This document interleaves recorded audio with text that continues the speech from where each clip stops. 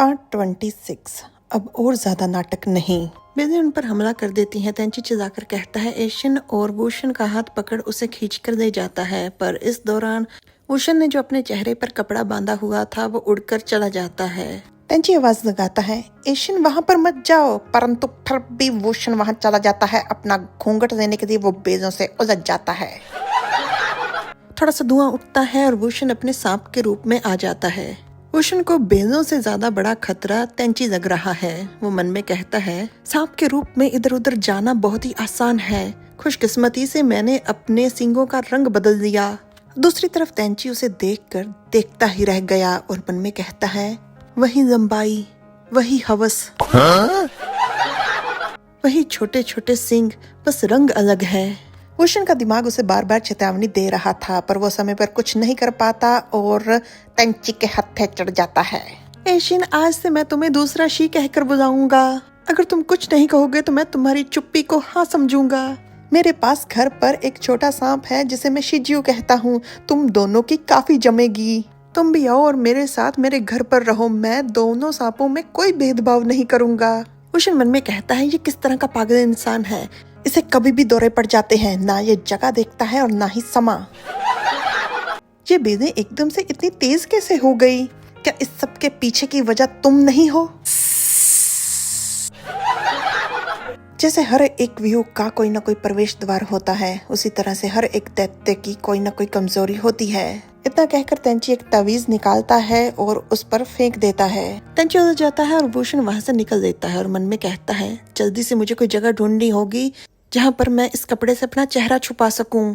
तेंची को कोई शाबाशी नहीं देता, इसलिए वो खुद को खुद ही दे देता है और वूशन मन में कहता है तुमने पौधे दैत्य को गुस्सा दिला दिया, अब वो मुझ पर हमला कर रहा है। तेंची खुश होकर कहता है खुशकिस्मती से मैं अपने साथ कुछ तावीज ले आया था। एशियन चलो चलते। एशियन वूशन मन में कहता है मेरे लिए काम करने वाले मूर्खों को मैं आगे से कभी मूर्ख नहीं करूंगा। मुझे उनकी बहुत याद आ रही है। तेंची को फिर से उसके अंदर की आवाज सुनाई देती है पौधे दैत्य को मार दो, पहले उसकी जान लो और उसके बाद उसकी सारी शक्तियां। तेंची मन में कहता है मियास्मा फिर से। मियास्मा कहता है अगर तुम उसकी सारी शक्तियां ले लोगे तो तुम अपने छोटे सांप को बचा लोगे। तेंची मन में चिढ़कर कहता है कि इस तरह के समय पर ये क्यों हो रहा है? इस बार मैं तुम्हें तुम्हारी मर्जी नहीं करने दूंगा। मियास्मा कहता है तुम और भी ज्यादा ताकतवर बन जाओगे। तुम जो चाहोगे वो हासिल कर लोगे। तुम स्वर्ग खोजी कबीले के प्रधान बन जाओगे, पर तुम्हारे पास ज्यादा समय नहीं है। वूशन मन में कहता है ये बेजें बहुत ही टाइट होती जा रही हैं। ये जी तेंची कहाँ खो गया है? जल्दी करो और मुझे यहाँ से छुड़वाओ। रुको जरा, कुछ ठीक नहीं लग रहा। इसे क्या हो रहा है? ये तो फिर से। वूशन समझ चुका था कि उसे क्या हो रहा है। उधर दूसरी तरफ शन भागकर बाहर आता है और कहता है यान यांग, क्या जी तेंची और वो सफेद कपड़ों वाला दैत्य बाहर आए? यान यांग कहता है नहीं चाचा गुरु, कोई भी बाहर नहीं आया। पर हुआ क्या? शन पीछे देखता है तो बेजें बाहर की तरफ आ रही थी। शन उन्हें चेतावनी देता है और कहता है जल्दी से अपनी तलवारें निकालो और यहाँ से उड़ जाओ। ये बहुत ही पुरातन और जहरीला दैत्य है। जी जुआन और हुईजी भी वहां पर पहुंच चुके थे। वो दूर से खड़े देख रहे थे। हुईजी कहता है कितनी ज्यादा ताकतवर दैत्य ऊर्जा है, अब समय है मेरे कुछ करने का। हुईजी अपना पंखा उठाता है और उसमें से सोने की ईंटों की वर्षा शुरू हो जाती है। हुईजी कहता है पैसा, हाँ पैसा, हाँ पैसा पैसा पैसा। उस पर हमला करने के बाद हुईजी कहता है जेस्ट, क्या कहना है आपका मेरे बारे में? पर जी जुआन अपनी दोनों अलग अलग रंग वाली आंखों से अभी भी उसी तरफ देखे जा रहा था। भले ही परेशानी थी, पर वो पहचान जाता है कि वो जी तेंची है और ये सब हुईजी का नहीं बल्कि जी तेंची का किया है।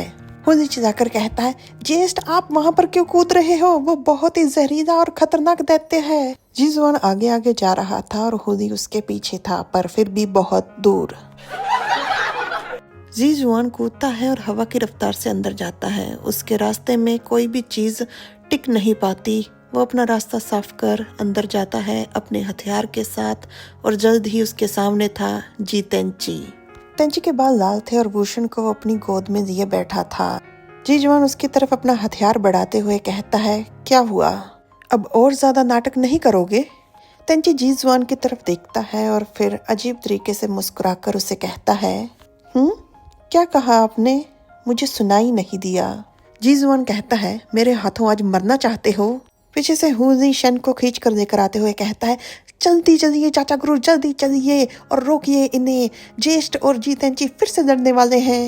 Like, share, subscribe, comment. Thanks for watching.